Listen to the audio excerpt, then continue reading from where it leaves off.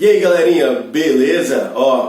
Hoje a gente está aqui falando sobre uma aula que era para a gente estar aí, né, falando pessoalmente com vocês, como que o carbono se comporta, né? Como que é a hibridização do carbono e como que ele pode fazer várias ligações ao mesmo tempo.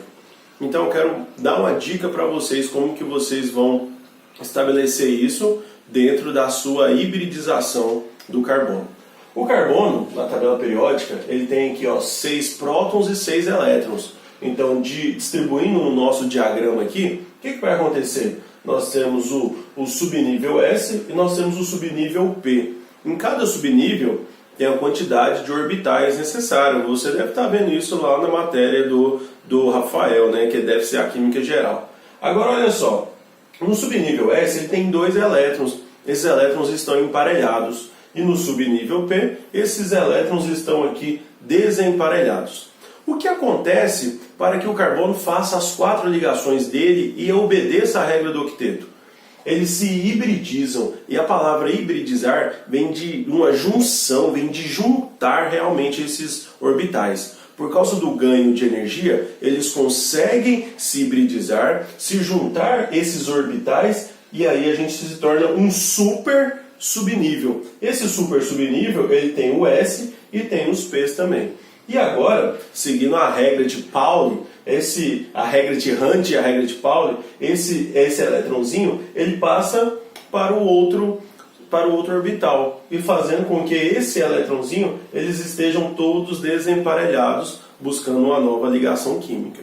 Agora perceba bem o seguinte, se todos os orbitais eles se hibridizaram, eles formaram que agora esse super subnível com um spp. Então esse carbono ele é um sp3, porque foi um S e 3 P's. E cada ligação que ele conseguiu aqui foi uma ligação chamada de sigma.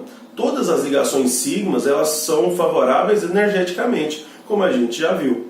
Então, por causa disso, a gente vai formar um carboninho onde tem 4 ligações do tipo sigma, que é justamente esse carboninho aqui, A gente chama ele de carboninho tetraedro, porque a geometria que ele fornece é uma geometria tetraédrica.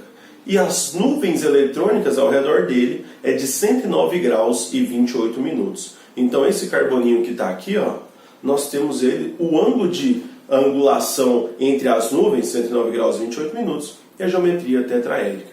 Tudo bem? Esse aqui é o nosso carboninho sp3. Agora, nós temos aqui um carboninho chamado de carboninho sp2. Esse carboninho sp2 aqui, esse orbital Pzinho aqui, ele não foi hibridizado. Para você ter uma ideia, é o seguinte, toda ligação π é uma ligação desfavorável energeticamente, porque esse orbital ele não conseguiu se hibridizar.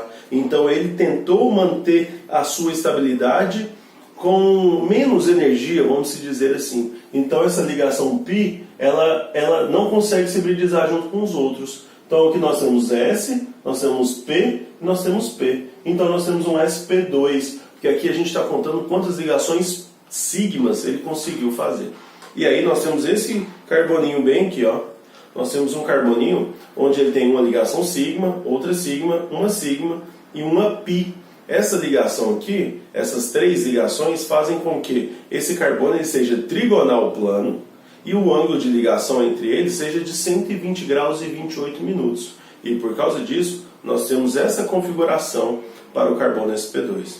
E agora no carbono sp, nós temos o seguinte, 2 ligações que não conseguiram se hibridizar. Esses 2 orbitais, como eles não são favoráveis energeticamente, isso facilitou para que os componentes fizessem ligações π. Então um carbono está fazendo 2 ligações π. Só que ele pode fazer 2 ligações π de 2 maneiras. Ele pode fazer 2 ligações π onde ele está fazendo 2 duplas, porque é uma sigma, uma π, uma sigma e uma π.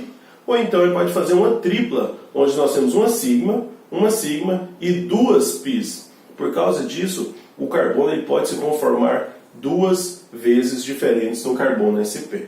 Tudo bem? Então, para ficar mais fácil, eu vou ensinar para você a regra da mão do pastel. A regra da mão do pastel, ela te ajuda nos exercícios como você identificar esses carbonos.